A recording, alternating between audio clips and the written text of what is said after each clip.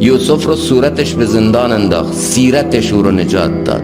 صورت من و تو چند هفته بعد از مرگ تو قبر ریز ریز میشه. چیزی که من و تو رو ماندگار میکنه بر جریده عالم سیرت ماست. سیرت، سرشت، روح متعالی و بلنده که نام انسانها رو تو جریده عالم ماندگار میکنه. من این جسمانیت نیستم. من امروز علی مرتضی رو دوست دارم کرم الله وجهه، ولی در رابطه با ظاهرش هم خیلی اطلاعات ندارم. بینش چطور بوده، گوشش چطوره، تهش همینه که فهمیدم حضرت علی کرم الله وجهه قد کوتاهی داشته، قیافه قشنگی داشت، تهش همینه.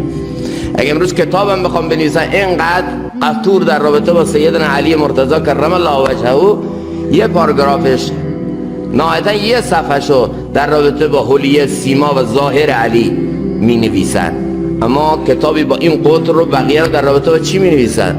در رابطه با صفات دل علی. معلومه که علی رو دلش کار کرده که علی شده. یه کتاب انقدی درباره دلش نوشتن و صفات درونش، و ایناست که علی رو ماندگار کرده بر جریده عالم. از ما بنویسن چی می نویسن؟ چند صفحه در رابطه با صبحانه و نهار و شام ما باید بنویسن.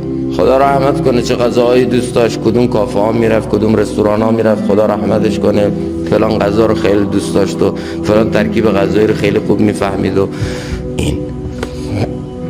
ما رو با اینا باید معرفی کنن نیست؟ ولی اونا رو با چیز دیگه معرفی میکردن، با لذت های فراتر از این لذت های مادی و جسمانی و شهوانی.